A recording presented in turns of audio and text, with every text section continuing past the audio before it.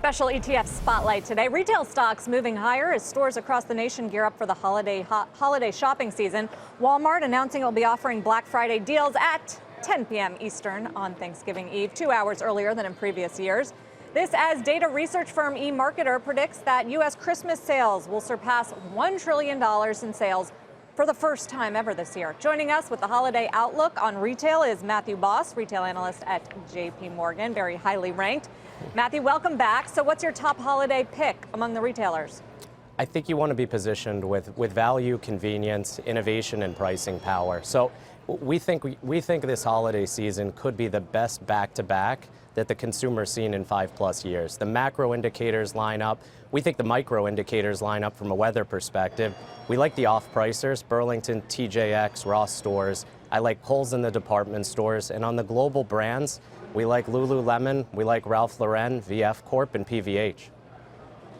I mean, both of those tell very different stories about the consumer. If we're in the best consumer environment in terms of spending and higher wages, why go with the off-price retailers?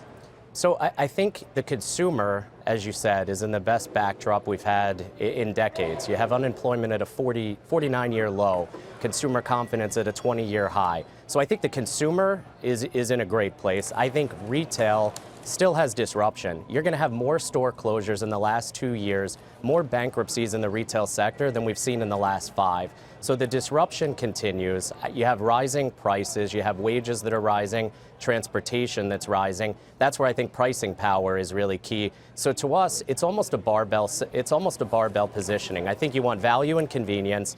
That's where the off-price sector comes into play. That's where a Kohl's comes into play. And I think you want companies that are in control of their own destiny from a distribution standpoint. That's where we like the global brands, and that's where a VF Corp, a PVH, and a Ralph Lauren would fall in. So, Matthew, are the days of dividing into buckets, department, specialty, apparel, are those days over? Yeah, because you actually missed one of the biggest ones, which is e-commerce. So I think the lines across all of retail are completely blurred. I think, frankly, from a consumer standpoint, it's the global brands. That's where there's actual loyalty. But in terms of where to get the product, the consumer has so many more choices today, and that's the struggle that the malls face today. And that's why you're seeing more closures. That's why you're seeing more bankruptcies.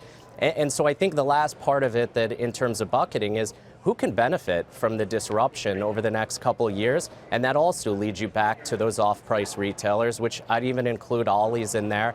It also points you back to the discounters. Dollar General is a name that we're overweight. Five Below, I think, actually sets up very well for this holiday season. But I think you're absolutely right. The lines are blurred. I think e-commerce is driving a lot of the intersection between brick and mortar versus digital. On a similar note, we used to sort of judge the upcoming holiday season off of holiday hiring, and people are now putting together charts showing that it's still robust, but maybe not as robust as the last couple of years. Is that still a good tell? You know, I think the key this year, you're coming off, last year was the best holiday season in 3 years.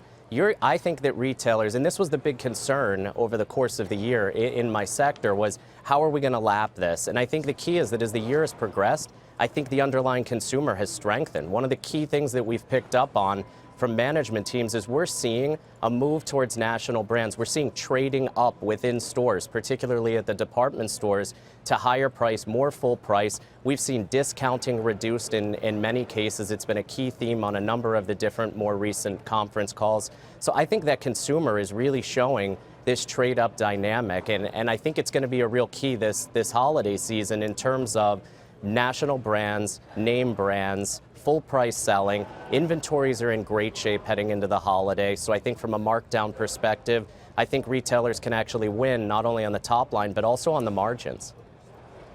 I'm curious about your pick for Ralph Lauren. I mean, this has been in such a hot stock over the last year, a lot of excitement about the new management team, and then didn't react well when it just released earnings, I think this week. So what do you make of some of these stocks that got really punished cores yesterday off of what were kind of decent earnings? Yeah, I think it's very company specific. So Ralph went in after a nice run, so nice run up into the stock. I do think there was some crowding, looking for a near-term move. I think it sets up very well from here. Great management team, as you said. I think they're thinking about things differently. They're looking to capture some of the millennials. I like some of the recent collaborations that they're doing on that front. North American sales have turned positive for the first time in 3 years. Europe's moving in the right direction, and there's still gross margin and SG&A. So I think Ralph Lauren's a double-digit earnings story beginning next year, and I think there's still an inflection both on the earnings and on the multiple side there.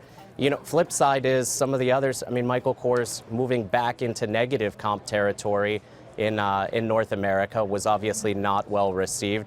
I think the overhang also continues to be China and the tariffs, and so I think that these stocks and the volatility is tied to some dynamics that right now are somewhat out of their control.